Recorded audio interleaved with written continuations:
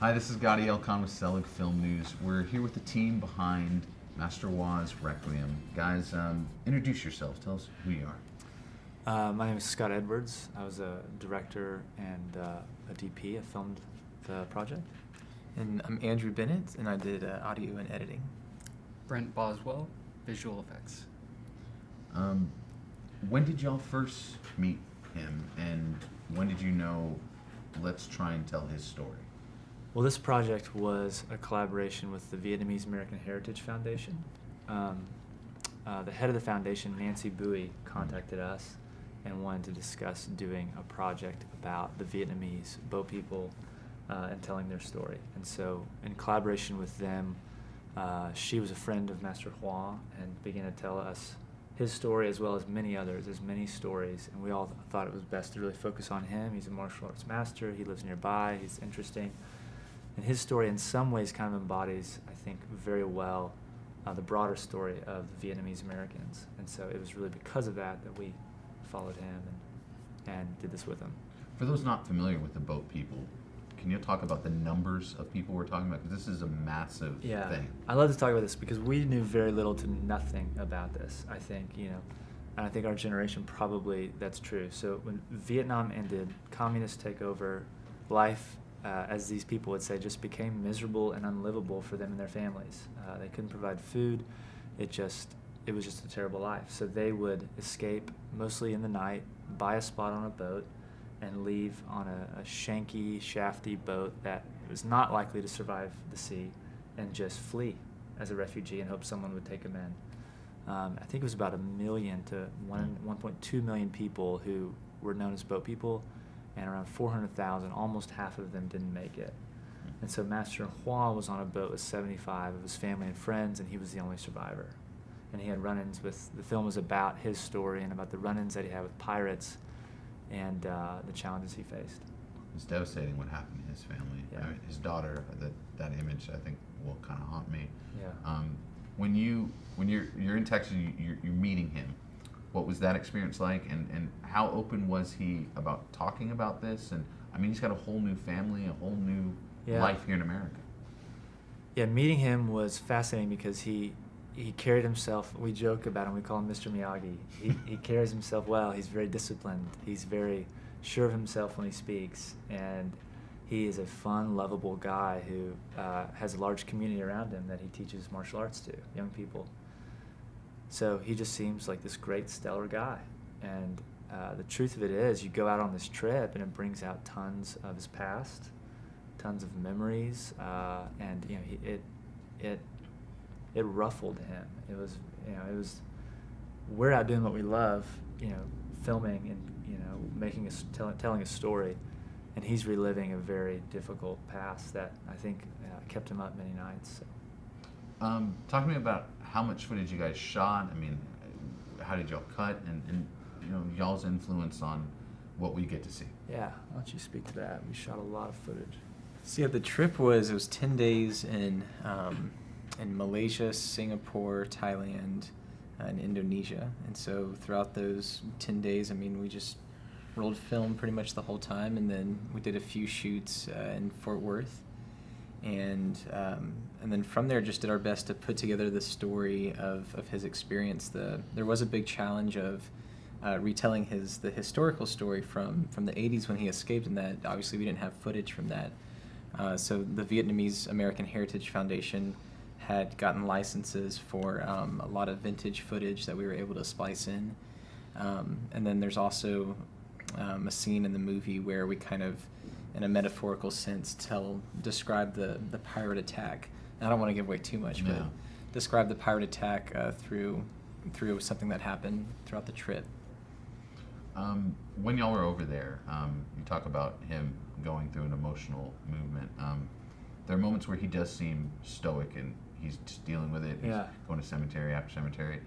But the moment he realizes, oh crap, I know this is my relative. Talk about that scene, because I bawled. I mean, that had to have been crazy to be there. Yeah, the hope is we follow Master Hua back in search of the grave of his wife and kids, for those who don't know. And it's very common. These bodies were found and people buried them. That's what you do in Asian cultures, most of them. So he finds a grave of a relative. I won't give it away, but I mean, he just comes undone. It was, and we tried to maintain an approach like a documentarian should, is to just capture what is happening. And there we observed him just, it's such a strange, ironic thing, because here you find a grave of a dead person, obviously a family member, but yet it's sort of disruptive to him and yet peaceful to him at the same time. And so he just came undone.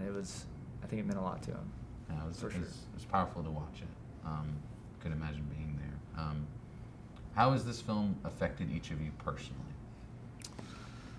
I mean, it could just be, work-wise. I mean, it's opening doors, maybe even. Well, the film, I think, I think at the end of this, if anyone comes away going, golly, life is really precious, then I think that it's successful. I certainly came away from the trip just grateful for that, and grateful for people who respond as best they can when tragedies happen. And this is really a story about overcoming things. The Vietnamese culture very much remembers the tragedy of losing their country, but they very much, many of them they've overcome that, and they're great people living in Fort Worth, teaching martial arts and doing other things all over the country. So, what about you guys? I think it definitely deepened my understanding of just of like the refugee situation, and also just like a migration situation in general. I think I would commonly think if someone was born somewhere else and came to the U.S., they're looking for a better opportunity without thinking of like exactly what it was that drove them out of that country, and just when you start to get to know Master Hua and you realize just like the incredible story and the incredible experience that he's been through, you would have never assumed that just meeting him in person. And the more we got to know him, the more like it was layer after layer of like he was politically persecuted. He escaped by boat. He knew he was going into it with a slim chance of survival. They all knew that a lot of people would die in the process. Made it through all that, and just all the things that he went through to get to where he is today. Now living in Fort Worth and teaching kids in the community martial arts, and he seems like he is just such like a meek, humble man, but with just this incredible backstory of tragedy and overcoming that. And so it really kind of made me think, it just made me realize that I never know as much as I think I know about people, or my assumptions about people are never, scratching the surface is what might actually be there. We initially had a different approach to what you see during the most intense part of the film. And that's his recollection of him fleeing and what happened on his boat. And without giving really anything away, it had to be visualized in some way. So we had a different approach to begin with, and I really had to dissect that whole event visually, which never actually made the cut, but I was really close to his experience and having to visualize myself what happened to him and his family, which is one of the most tragic things I've ever heard of. Yeah. And so it's never going to leave me. You brought up that he's a teacher now, and he's beloved and revered, and I love the fact that your film does show us today. Can you talk to a bit about that even though this is about a story of all the terrible things that happened to him, who he is today shows how amazing of a person he is? Yeah, I think what I like about our documentary, I think, is that, and I guess there's really two sides to Master Hua, and I think the documentary doesn't say that there was one side and now there's another. The truth is there's two sides, and there's still two sides. He's a guy who's fun-loving and great, and he loves kids, and he makes jokes, and he's a guy who still today wakes up many nights with nightmares about what has happened. And in some ways, that's just, it is what it is. It's not, yeah, it's just, there's two sides to him, and there's still two sides, and there may always be, so. Do you guys have anything to add to that? I actually just met him for the first time a few days ago, or yesterday. And it's weird because I got to see all of them piece together and edit all of the footage, and I got to know so much about him without ever meeting him. And I met him, and it was really kind of incredible just to shake his hand for the first time, because he has this kind of an engaging first impression where he really tries to look into you to see what you're about in the first few seconds. And you know that he just does this with everyone, and that he's really strong, but at the same time, he's got a whole fragile past about him. It's really, he's a very different kind of person who's really very emotional when people aren't looking, I think. So. What's it like being able to show it here, not only at a film festival, but here in Dallas? I know it's not Fort Worth, but we're connected. Yeah. What's it like being here? Well, I mean, we just had an awesome experience at this festival. So, basically, we saw our film along with 5 other films, I think, in the screen last night, and every one was really good. And so I just enjoyed that so much. And I think when we've been to some other screenings, and they're good, but when it's great, I get the sense that your film plays better when it is around other good films. And so we've had a great experience, and it is fun to be in Dallas, and I hope people enjoy it knowing that he's in their backyard.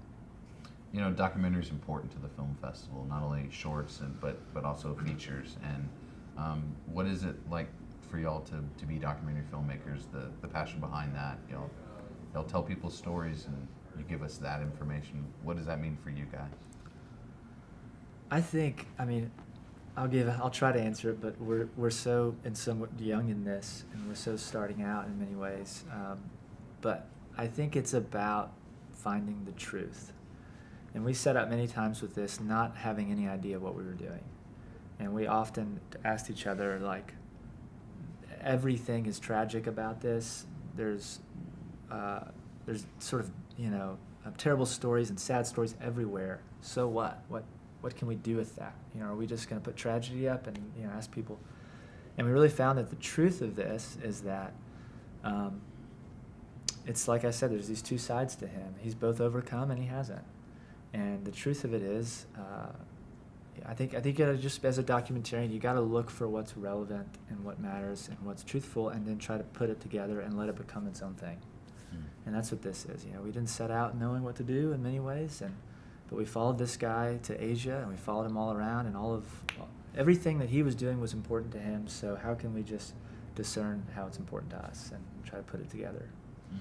And I should mention, Master Hua's Requiem is kind of an excerpt of what we're now finishing, hopefully in the next couple of weeks, is a feature-length documentary called Vietnam America. And this is the Vietnamese American Heritage Foundation has really committed to telling the story of the largest refugee group in the nation, and that's the Vietnamese Americans.